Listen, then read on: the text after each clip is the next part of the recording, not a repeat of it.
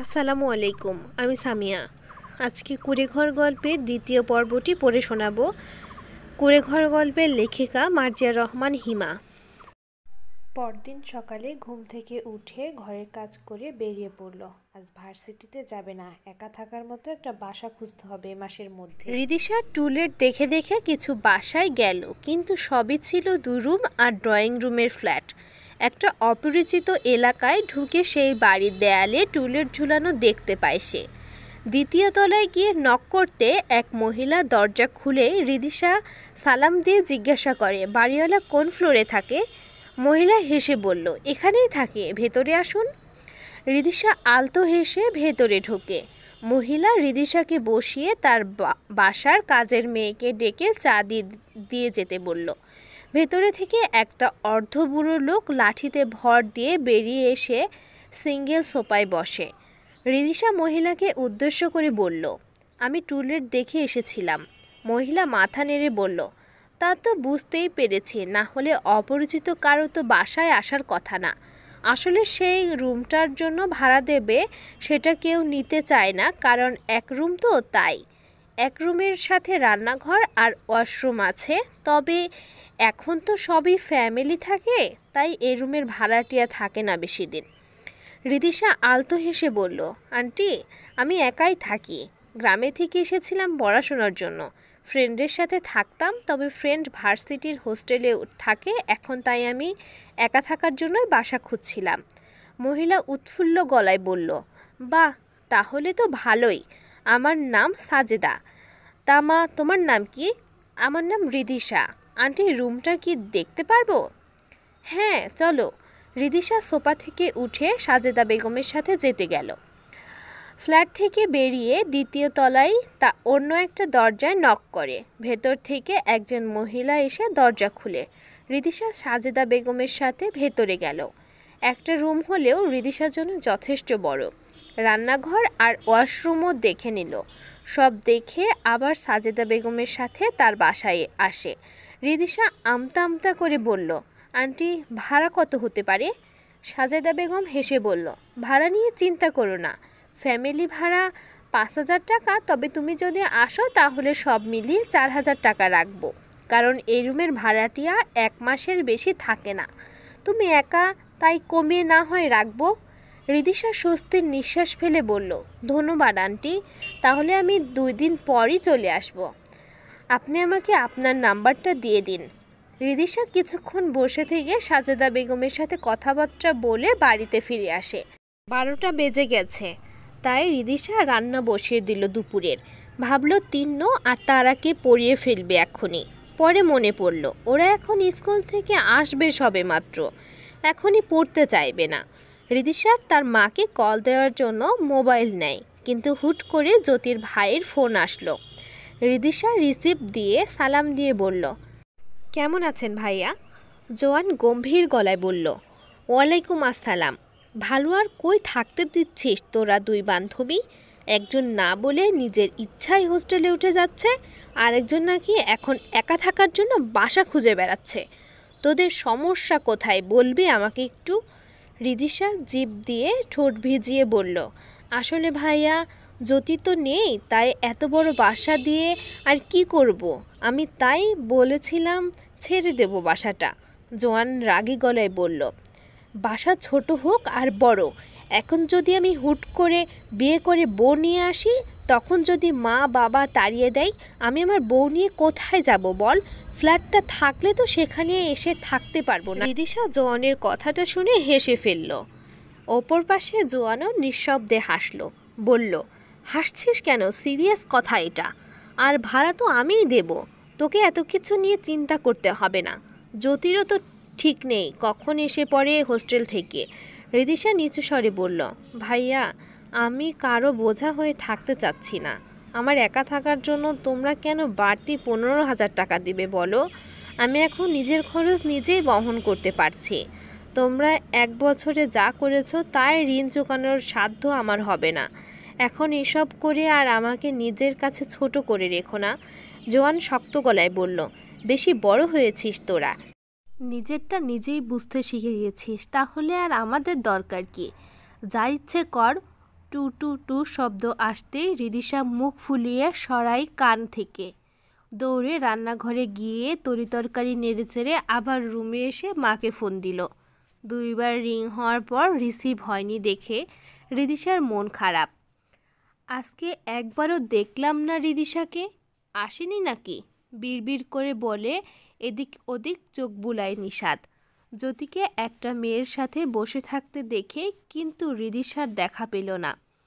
আজকে চোখ জোড়া বারবার মেয়েটাকে খুঁজে যাচ্ছে। সূর্য নিশাদের কাছ থেকে এসে ভুরু কুঁচকে বলল, কী রে, তুই আসার পর থেকে কাকে খুঁজে যাচ্ছিস? নিশাদ শান্ত গলায় বলল, কাউকে না তো। দেখছিলাম ভার্সিটিটা দিন দিন সুন্দর হচ্ছে শুধু। সূর্য অবাক হয়ে ক্যাম্পাসে চোখ বুলিয়ে নিশাদকে জিজ্ঞাসা করল, কই রে, কোন দিক দিয়ে সুন্দর হয়েছে? আমার তো চোখেই পড়ছে না। নিশাদ বিরক্ত হয়ে তাকায়। সাদি বলল, আরে আমার তো মনে হয় নিশাদ ভাই নতুন শত্রুকে খুঁজছে। নিশাদ নাকচ করে বলল, আমি ওই মেয়েটাকে কেন খুঁজব? আমার তো কোনো কাজ নেই রিদিশাকে নিয়ে। সাদি আর সূর্য একে অপরকে দিকে তাকিয়ে সূর্য বলল, আমার তো রিদিশার নামও তুললাম না। শত্রু বলাতেই বুঝে ফেলেছিস? নিশাদ কোনা চোখে তাকিয়ে গম্ভীর গলায় বলল, ও ছাড়া আপাতত আমার আর কোনো শত্রু আছে নাকি? রোহান ছুটে এগিয়ে এসে নিশাদের দিকে। রোহান দোকানে গিয়েছিল একটু আগেই। রোহান নিশাদকে দিকে তাকিয়ে দাঁত কেলিয়ে বলল, ভাই তোমার নেওটা পাগলা পুতুল, তোমার জরিনা সকিনা বাবুসোনা মিলিয়ে এসেছে। সূর্য আর সাদি জোরে জোরে হাসতে থাকে। সাদি বলে, ভাই এখন যদি বলি তোর একটা শত্রু হয়েছে তখন রিদিশাকে আর তোর টাইট দেওয়া লাগবে না, মিলি টাইট দিবে। নিশাদ চোখ রাঙিয়ে তিনজনকে উদ্দেশ্য করে বলল, ভুলেও যেন ওই মেয়ের কথা ওর কানে না যায়। আমার ব্যাপার আমি হ্যান্ডেল করব। ওই মেয়ে ঢুকলে ঝামেলা হবে অযথা। নিশাদের মুখটা করলার রস খাওয়ার মতো তেতো আর তাড়াহুড়ো করে জ্যাকেটটা এসব আমার পছন্দ না। আমি কতবার বলে যাই চলে গেল বাইক পেতে দিতে নিজে ছুটে আসে নিশাদের রাখা আমি তো শুধু বাইরে বসে অবস্থায় গায়ের সাথে লিপস্টিক করবে না কাছে গেল ক্যাপ নিয়েছে মিলো পাওয়া যায় ছাড়িয়ে বলতে জানো রিদিশার যাওয়া হয়ে আসার আগে বেরিয়ে সানগ্লাস পরে বাইক স্ট্যান্ডে আমাকে বলো প্লিজ। ঠিক আছে এখন আমাকে যেতে নিয়ে আসছে একটা। রোহান দাঁত দৌড়ে চলে গেল। রোহান পেছন থেকে চেঁচিয়ে বলে দিল কোথায় রাখা আছে সেগুলো, কারণ সবাই হেসে দেয়। সবাইকে টি-শার্ট দিয়েছে, একদমই টি-শার্ট পরবে না কারণ সে ক্যাপ নিয়েছিল। উৎফুল্ল কণ্ঠে বলল, সকাল 7টায় ঘুম থেকে উঠে রিদিশা তৈরি হয়ে 8টার আগে বেরিয়ে পড়ল। হেঁটে ভার্সিটিতে আসতে আসতে 8টা পেরিয়ে 8:15 বেজে গেল। রিদিশা ছুটে বাসের কাছে আরও জোর গলায় চেঁচিয়ে বলতে থাকে, সারা রাত ঘুমিয়েও কারো ঘুম শেষ হয় না। 8টা পর্যন্ত ঘুমালে আর ট্যুরে যাওয়ার দরকার কি? স্বপ্নে ট্যুর দিয়ে আসলেই তো হয়। তাড়াতাড়ি উঠো সবাই, বাস এক্ষুনি ছেড়ে দেবে, পরে কেউ কিছু বলতে পারবে না। 8টার সময় আসতে বলা হয়েছে, এখনো অর্ধেক বাস খালি। রিদিশা বাসে উঠে দেখে পুরো বাসই ভরা। ছেলেটা কানা নাকি? ভরা বাসকে বলছে খালি বাস। রিদিশা ভেতরে যেতেই জ্যোতিকে দেখল রোহানের সাথে বসে রয়েছে। রিদিশা চোখ কপালে তুলে বলল, তুই কি এখানে বসবি? জ্যোতি আমতা আমতা করতে থাকে। রিদিশা দুজনের দিকে তাকিয়ে গম্ভীর গলায় বলল, থাক বুঝেছি। রিদিশা ভেতরে গিয়ে অন্য একটা খালি সিটে বসে পড়ে। রিদিশা জানালার পাশে বসে জানালা খুলে দিল। নিশাদ বাসে উঠে কোনো সিট খালি না পেয়ে রিদিশার পাশে দাঁড়িয়ে জ্যাকেট টানতে টানতে থাকে। এই মেয়ের পাশেই সিটটাই খালি থাকতে হলো। ধুর, ঠাস করে বসে পড়ল। রিদিশা নিশাদকে দেখে চমকে বলল, আপনি এখানে কেন? নিশাদ চোখ ছোট ছোট করে তাকিয়ে বলল, আমি কোথায় বসবো না বসবো তুমি বলবে নাকি? সিট খালি নেই তাই বসেছি, না হলে বসতাম না। আমি কোনো বেয়াদব মেয়ের পাশে বসি না। রিদিশা দাঁড়িয়ে বলল, আপনার সাথে বসবো না আমি তো দাঁড়িয়ে দাঁড়িয়ে যাও।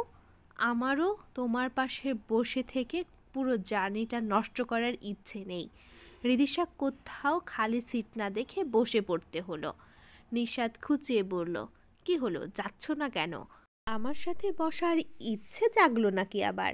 রিদিশা জানলার দিকে মুখ ফিরিয়ে নেয়। নিশাদ কানে হেডফোন লাগিয়ে চোখ বন্ধ করে গান শুনতে থাকে। কিছুক্ষণের মধ্যে 3টা বাস একে একে বেরিয়ে পড়ল। নিশাদের খুব পছন্দের একটা গান শুনতে শুনতে রিদিশার দিকে চোখ পড়ল তার। সাদা ড্রেস পরেছে, কানে একজোড়া সিলভার ঝুমকা, চুলগুলো ঝুটি করে ভার্সিটির থেকে দেওয়া ক্যাপ পরা। সব রং বেরঙের মানুষের মধ্যে রিদিশাকে অন্যরকম মনে হলো নিশাদের কাছে। সাদামাটার মধ্যে অসাধারণ লাগছে রিদিশাকে। নিশাদের খুব পছন্দের একটা গান শুনতে শুনতে রিদিশার দিকে চোখ পড়ল তার। সাদা ড্রেস পরেছে, কানে একজোড়া সিলভার ঝুমকা, চুলগুলো ঝুটি করে ভার্সিটির থেকে দেওয়া ক্যাপ পরা। সব রং বেরঙের মানুষের মধ্যে রিদিশাকে অন্যরকম মনে হলো নিশাদের কাছে। নিশাদের দিকে তাকালো। এই, আমি কি এখন আপনার কোনো পাকা ধানে মই দিয়েছি যে আমার পেছনে লাগছেন? নিশাদ অবুঝ ভঙ্গিতে ভুরু কুঁচকে বলল, আমি তোমার পেছনে লাগলাম কই? আমি তো তোমার পাশেই বসে আছি। আর তোমার সাথে আমার কোনো কথা বলারও ইচ্ছে নেই, ঠিক আছে? আমার তো মনে হচ্ছে তুমিই কথা বলতে চাইছো। রিদিশা অবাক হয়ে বলল, আমি কথা বলতে চাইছি? আপনার মতো ছেলের সাথে কথা বলার থেকে ভালো গলায় ফাঁসি দেওয়া। নিশাদ হেসে বলল, তো দাও না কেন ফাঁসি, আমি তাহলে একটু শান্তি পাই। তোমাকে দেখলে আমার ইচ্ছে করে পানিতে চুবিয়ে দেই। রিদিশা তাচ্ছিল্য স্বরে বলল, আপনার তো সবাইকে পানিতে চুবাতে ইচ্ছে করে। নিশাদ আবারও কানে হেডফোন গুঁজে দেয়। কখন যে পৌঁছাবে গন্তব্যে? জ্যামের জন্য কিছুক্ষণ পর পর বাস থেমে যায়। রিদিশা বিরক্ত হলো জ্যামের জন্য। এমনিতেই বাসের বিরক্তিকর গন্ধের জন্য জার্নি বিরক্ত লাগে, তার কাছে তার ওপর জ্যাম। রিদিশা ডানে বায়ে দুদিকে চোখ ঘুরিয়ে ঘুরিয়ে দেখল কি কি দেখা যায়। নিশাদ মুখে মাস্ক পরে বসে আছে, সাথে অসহ্য এক গরম লাগছে নিশাদের। ধীরে ধীরে বাস এগোতে থাকে। কিছুক্ষণ পর জ্যাম সরলে বাস ছাড়লো। নিশাদের দিকে তাকিয়ে দেখে মাথা হেলিয়ে ঘুমিয়ে গিয়েছে। রিদিশা চোখ ঘুরিয়ে বাইরে তাকালো আবারও। জ্যোতির ওপর বিরক্ত লাগলো, বান্ধবীকে রেখে অপরিচিত ছেলের সাথে বাসে বসে রয়েছে। একটু খোঁজও নিল না মেয়েটা। বাসের ঝাঁকুনিতে শান্ত হয়ে বসা যাচ্ছে না, শক্ত হয়ে বসতে চাইলেও সামনের দিকে ঝুঁকে যাচ্ছে। বাসের ঝাঁকিতে নিশাদের ঘুম ভেঙে যায়। চোখ বড় বড় করে নিশাদ কাঁধ ঝাঁকিয়ে সোজা হয়ে বসল। রিদিশা চোখ ঘুরিয়ে ঘুরিয়ে বারবার নিশাদের দিকে তাকাচ্ছে। নিশাদ কিছুক্ষণ খেয়াল করে বলল, কি এভাবে কি দেখছো তুমি? আমার মুখে কি স্টিকার লাগানো? রিদিশা কিছুক্ষণ চুপ থেকে বলল, বাস কি থামবে সামনে বা পরে? নিশাদ মেকি হেসে বলল, না ম্যাম, কারোর জন্য এই বাস থামবে না।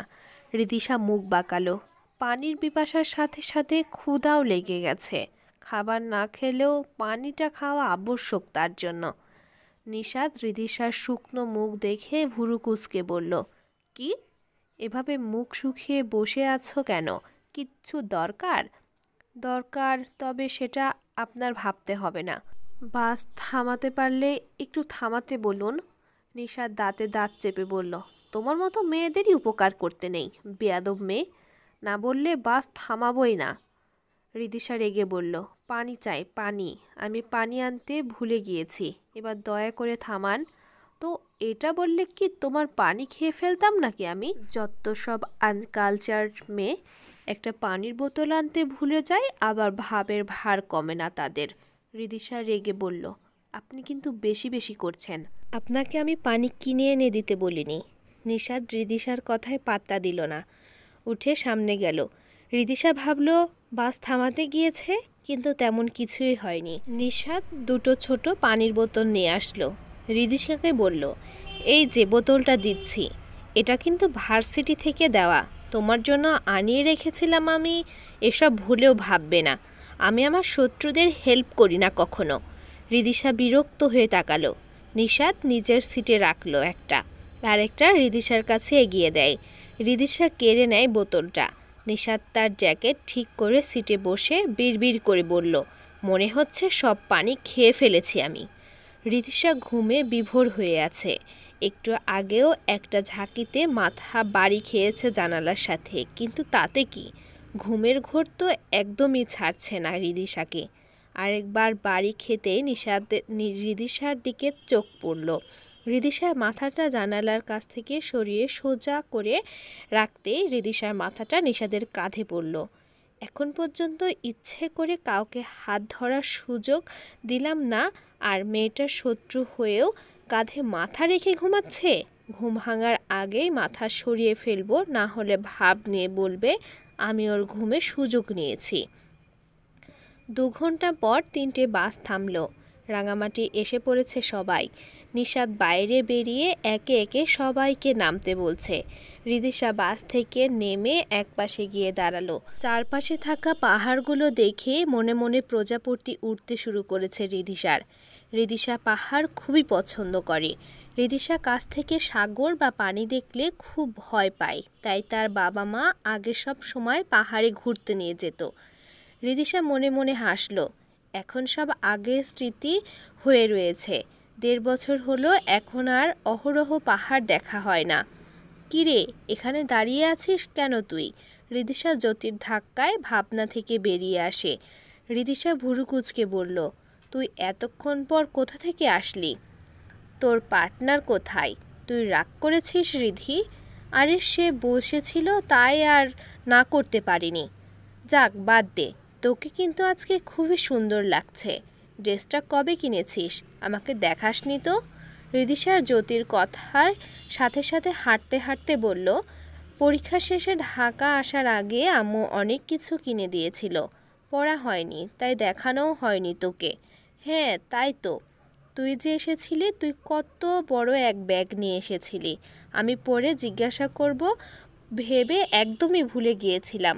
যাই হোক, তোকে দারুণ লাগছে। নিশাদ একটু পরে এসে বলল, এখানে দাঁড়িয়ে কি গল্প করতে এসেছো? সবার সাথে না থেকে হারিয়ে গেলে কি তোমাদের খোঁজার জন্য সোর্স লাগাবো নাকি? নিশাদের কথায় রিদিশার রেগে জ্যোতিকে নিয়ে বড় বড় পা ফেলে সবার কাছে চলে গেল। নিশাদ চারপাশ দেখতে দেখতে একা একা হাঁটছিল শান্তিতে। হঠাৎ কোথা থেকে মিলি ছুটে আসলো। নিশু, তোমাকে আমি এসে খুঁজেই পেলাম না, কোথায় ছিলে তুমি? জানো কত প্ল্যান করেছিলাম আমি তুমি পাশাপাশি সিটে পুরো জার্নি ফিল করব, আরও কত কি, কিন্তু তোমাকে পেলামই না। নিশাদ জোরপূর্বক হেসে বলল, আমিও তোমাকে দেখিনি, কোথায় যে ছিলে তুমি? মিলি আহ্লাদে স্বরে বলল, আরে নিশু কষ্ট পেও না, যাওয়ার সময় আমরা একসাথেই যাব। নিশাদ দাঁতে দাঁত চেপে ওপরে মুচকে হাসল। এই ভার্সিটিতে আসার পর থেকে এই মেয়ে চিপকে আছে নিশাদের সাথে। কত শত চেষ্টা করেও এই মেয়েকে দূরে সরাতে পারিনি। নিশাদ মিলির ওপর বিরক্ত ছাড়া আর কিছুই হলো না। মিলি আহ্লাদীপনা ইগনোর করার চেষ্টা করে সব সময়। মিলি বাস ছাড়া 1 মিনিট আগে এসেছিল দৌড়াতে দৌড়াতে। মিলিকে দেখে নিশাদ বাসে উঠেছিল তাড়াতাড়ি। সবাই আগে একটা রেস্টুরেন্টে গিয়ে বসলো। খাওয়া দাওয়া করতে থাকে সবাই সবার মতো, কিন্তু নিশাদ শান্তিমতো খেতে পারছে না। তার সব ছেলে বন্ধুদের মাঝে মিলি নিশাদের পাশে বসে আছে, একবার ছবি তুলছে তো খাচ্ছে। নিশাদ ভেবে পাচ্ছে না একে সরাবে কিভাবে। নিশাদ রোহানকে ইশারা করে অনেকবার, কিন্তু রোহানও বুঝতে পারেনি প্রথমে। সূর্য ফিসফিস করে বলার পর বুঝতে পারে। আরে মিলি, আমি আসার সময় দেখছিলাম রেস্টুরেন্টের বাঁ পাশে একটা খুব সুন্দর জায়গা আছে, এখানে তো অনেক ছবি তুললে, তাহলে এখন সেখানে গিয়েও ছবি তুলে এসো। আমাদের তো পরে যাওয়া হবে না সেখানে, তাই বললাম আর কি। রোহানের কথায় মিলি খুশি হয়ে তার ফ্রেন্ডদের নিয়ে বেরিয়ে গেল লাফিয়ে লাফিয়ে। নিশা স্বস্তির নিঃশ্বাস ফেলে বন্ধুদের সাথে আনন্দে মেতে ওঠে। সবাই খাওয়া দাওয়া শেষ করে বেরিয়ে পড়ল। সবাই ফুল টিমের সাথে হাঁটছে আর গল্প করতে ব্যস্ত। জ্যোতি রিদিশাকে নিয়ে বারবার পেছনে পড়ে যাচ্ছে, আর নিশাদদের ধমক খেয়ে বারবার দৌড়ে আসছে। নিশাদ দুজনের দিকে তাকিয়ে রাগী গলায় বলল, আর একবার যদি তোমাদের ডেকে আনতে হয় তাহলে ম্যামের কাছে বিচার দিয়ে আসবো। টিমের সাথে না থেকে ওদিক এদিক ঘুরছো কেন তোমরা? রিদিশা স্থির চোখে তাকালো। নিশাত বুঝলো না রাগী চোখে তাকিয়েছে না অন্য কারণে তাকানো হয়েছে এভাবে। নিশাত দুজনের পেছনে হাঁটছে। নিশাতদের পেছনে তার বন্ধুরা রয়েছে তাদের মতো করে। সবাই পাহাড়ে উঠতে থাকে। মিলি আবার এসে নিশাদের সাথে চিপকে লেগে থাকে। নিশাত বিরক্তিতে ঠাস ঠাস করে হাঁটছে। আচ্ছা নিশু, আমার না অনেক পায়ে ব্যথা করছে, তুমি কি আমাকে একটু কোলে নিবে প্লিজ? পেছন থেকে ছাদি বলে।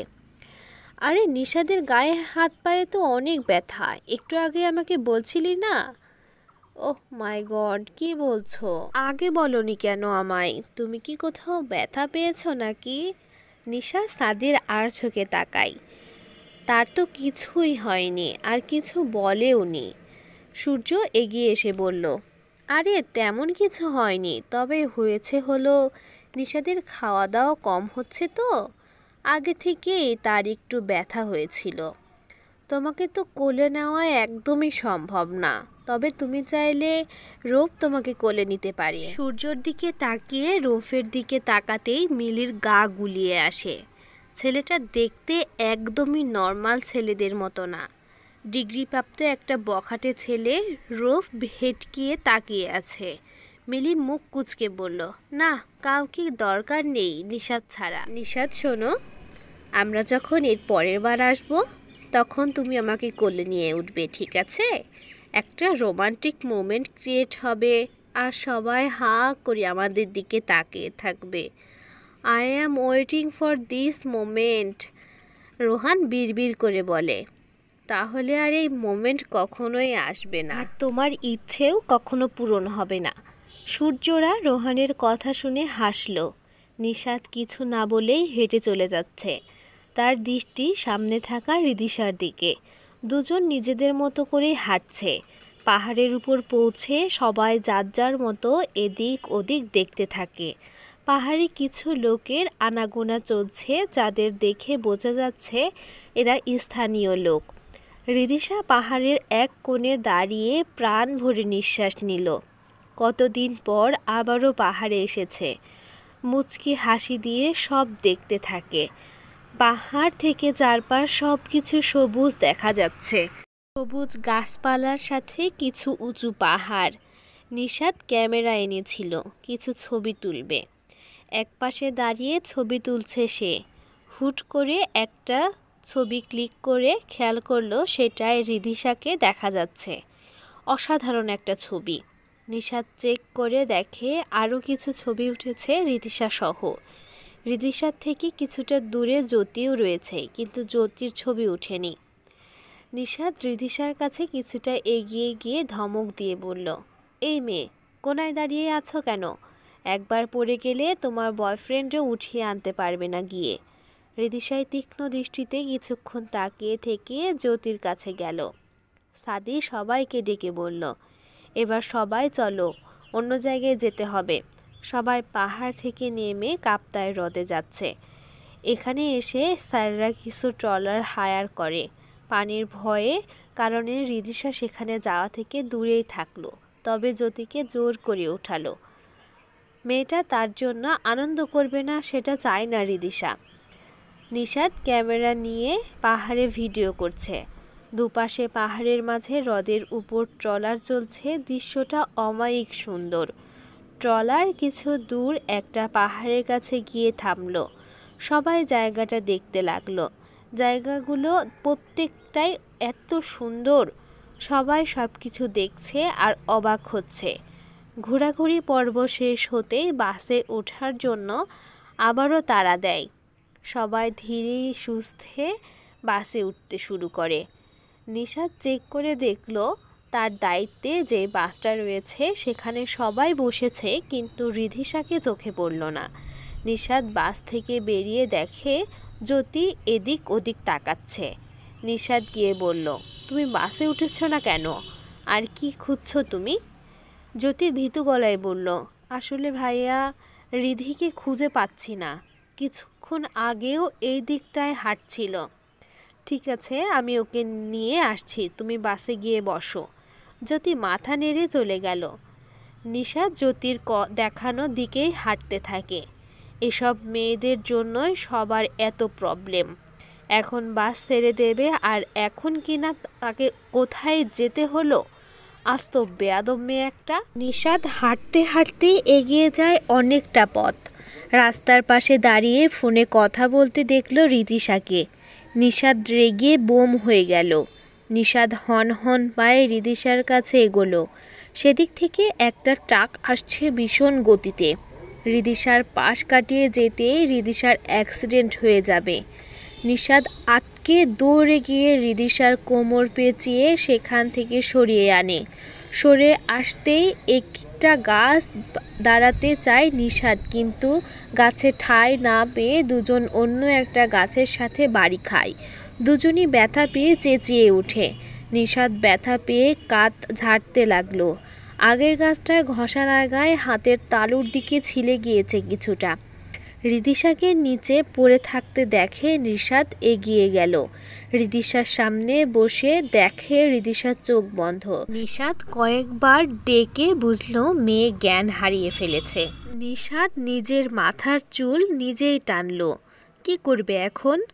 নিশাদ রিদিশাকে কোলে উঠিয়ে হাঁটতে থাকে। যেখানে বাস দাঁড়িয়ে আছে সেই রাস্তায় পথে একটা দোকান আছে, সেখানে অয়ানি আছে কিনা দেখতে হবে। দোকানে এসে একটা চেয়ার আর পানির বোতল দিতে বলল দোকানে বসে থাকা ছেলেটাকে। নিশাদ রিদিশাকে বসিয়ে দেখে মাথা ছিলে গেছে, মাথায় বোধহয় বাড়ি খেয়েছে। রিদিশার চোখের কোণে পানিও দেখতে পেল। নিশাদ ভুরু কুঁচকে তাকালো। মেয়েটা কি কাঁদছিল? কিন্তু ব্যথা পেয়ে তো অজ্ঞান হয়ে গেল। তাহলে কাঁদলো কখন? তাহলে কি আগেই কাঁদছিল হয়তো? নিশাদ রিদিশার চোখ মুখে পানি দিতেই রিদিশা ধীরে ধীরে চোখ খুলল। নিশাদকে ভুরু কুঁচকে দাঁড়িয়ে থাকতে দেখে রিদিশার সাথে সাথে উঠে দাঁড়ায়। পড়তে গিয়েও চেয়ারে ধরে দাঁড়িয়ে যায়। নিশাদ রেগে বলল, এই তোমার সমস্যা কি বুঝি না আমি? আমাকে জ্বালানো ছাড়া আর কোনো কাজ আছে তোমার? রাস্তায় দিয়ে বড় বড় বাস ট্রাক যাচ্ছে, বারবার সেখানে দাঁড়িয়ে কথা বলছিলে তুমি। মাথায় কি গোবর ঠেসে রেখেছো নাকি? আমি সময় মতো না গেলে কি হতো তোমার? নিশাদের এতগুলো কথা শুনেও রিদিশা কোনো রিয়্যাক্ট করলো না। চুপচাপ এলোমেলো পায়ে হেঁটে যেতে থাকে। নিশাদ অবাক হলো কিছুটা রিদিশা কথা না বলাতে। নিশাদ দোকান থেকে ওয়ান টাইম ব্যান্ডেজ কিনে রিদিশার পেছনে যেতে থাকে। বাসের কাছে এসে দেখে তাদের বাস ছাড়া সব বাস উধাও। নিশাদকে দেখে রোহান এগিয়ে আসে। রোহান রেগে বলল, কোথায় ছিলি তুই? আমাকে চিন্তায় ফেলে কই উধাও হয়েছিলি? তোকে না পেয়ে বাস আটকে রেখেছে আমি এখনও। থ্যাংক ইউ বন্ধু, তোর মতো বন্ধু যেন সবার থাকে। আমি ভেবেছিলাম বাস বোধহয় আমাদের রেখে চলেই যাবে। রিদিশা বাসে উঠেছিল। রোহান সেদিকে তাকিয়ে বলল, ও আমাদের? তা কোথায় ছিলি তোরা? পরে বলবো, এখন চল। নিশাদ আর রোহান বাসে উঠে যায়। জ্যোতি চিন্তায় এত গভীর হয়ে আছে যে রিদিশাকে বাসে উঠতেও দেখেনি। রোহান পাশে বসাতেই জ্যোতি অস্থির হয়ে তাকালো। রোহান বলল, আরে নিশাদ তোমার বান্ধবীকে নিয়ে এসেছে। জ্যোতি স্বস্তির নিঃশ্বাস ফেলল। নিশাদ আবারও রিদিশার পাশে সিট খালি পেয়ে সেখানে বসে। রিদিশা সিটে মাথা রেখে বাইরে তাকিয়ে আছে। নিশাদ ওয়ান টাইম ব্যান্ডেজ এগিয়ে দিয়ে বলল, মাথায় লাগিয়ে নাও, মাথায় চোট লেগেছে, আর কোথাও ব্যথা পেলে আরেকটাও লাগিয়ে নিও। সবচেয়ে বড় ব্যথা তো মনে লেগেছে, কিন্তু সেখানে তো এসব লাগিয়ে ব্যথা সারানো যাবে না। রিদিশা নিশাদের হাতের দিকে তাকিয়ে ব্যান্ডেজগুলো দেখে আবারও নিশাদের দিকে তাকায়। নিশাদ ভুরু কুঁচকে তাকিয়ে আছে। রিদিশা ভেঙচি কেটে মুখ ফিরিয়ে নেয়। বেয়াদব মেয়ে, একটু ভালো ব্যবহার করেছি বলে আবার নিজের ভাব দেখাচ্ছ? এর জন্যই মেয়েদের উপকার করতে নেই। রিদিশা একবার তাকিয়ে আবারও চোখ ফিরিয়ে নেয়। নিশাদ মুখ ফুলিয়ে রাখে। নিজের হাতে একটা ব্যান্ডেজ লাগাতে গিয়েও রিদিশার ওপর রেগে তিনটেই ফেলে দেয়। নিশাদ পকেট থেকে রিদিশার ফোন বের করে তার হাতে ধরিয়ে দিয়ে বলল, ধরো, এটাও রাখো। বেয়াদব মেয়েদের জিনিস রাখি না আমি। ফোনটা না আনলেও ভালো হতো, তাহলে আর ভাব তো থাকতো না। পাশে পড়েছিল বলে ভালো মানুষই দেখিয়ে নিয়ে এসেছিলাম, কিন্তু হৃদিশা তার ফোন নিয়ে বসে থাকে। ঢাকা আসতে পুরো জার্নিটা এমনি কেটে গেল। নিশাত পুরোটা সময় এক ভাবনায় ডুবেছিল। হৃদিশাও নিস্তব্ধতা নিয়ে কাটিয়ে দেয়। ভার্সিটিতে বাস থামলো। একে একে সবাই নেমে যায় বাস থেকে। হৃদিশা সবার শেষে নামলো। নিশাতকে বাসের নিচে দেখে তার সামনে গিয়ে বলল, ধন্যবাদ। নিশাত জ্যাকেট টেনে টুনে কিছুটা ভাব নিয়ে দাঁড়ালো। হৃদিশা মুখ বাঁকিয়ে চলে গেল। তা দেখে নিশাত চোয়াল শক্ত করে তাকিয়ে থাকে। বদ মেয়ে একটা। রাত হয়ে যাওয়ায় হৃদিশা হেঁটে না এসে রিক্সা নিয়ে বাড়ির উদ্দেশ্যে চলে যায়। নিশাত, রোহান, সূর্য, সাদি চারজন তাদের ফ্ল্যাটে ফিরে আসে। ফ্রেশ হয়ে ফ্লোরে বসে পড়ে নিশাত সিগারেট নিয়ে। আজ সারাদিন একটাও খাওয়া হয়নি। সূর্য ড্রয়িং রুম থেকে পানি খেয়ে নিশাদের রুমে আসলো। পাশে বসে একটা সিগারেট জ্বালিয়ে বলল, ব্যাপার কি বলতো? আসার সময় তোকে রোহান নাকি খুঁজে বেড়াচ্ছিল? নিশাত ধোয়া ছেড়ে জানালার দিকে তাকিয়ে বলল, একটু দূরে গিয়েছিলাম তাই। সূর্য গভীর দৃষ্টি পর্যবেক্ষণ করতে থাকে নিশাতকে। কিছুক্ষণের মধ্যে সাদি আর রোহানও আসলো। তোর ভাবসাব ঠিক লাগছে না। কোনো কিছু হয়েছে নাকি? পিকনিকে গিয়ে দেখলাম বৃদিশা মেয়েটার পেছনে পেছনে ছিলি। কেমন কেয়ার করছিলি। বাসেও তো ওর সাথেই লেট করে এসেছিলি। তুই কি প্রেমে টেমে পড়েছিস নাকি? রোহানের কথা শুনে তীক্ষ্ণ দৃষ্টিতে তাকালো নিশাদ। রোহান আমতা আমতা করে বলে, না মানে বললে সমস্যা কি?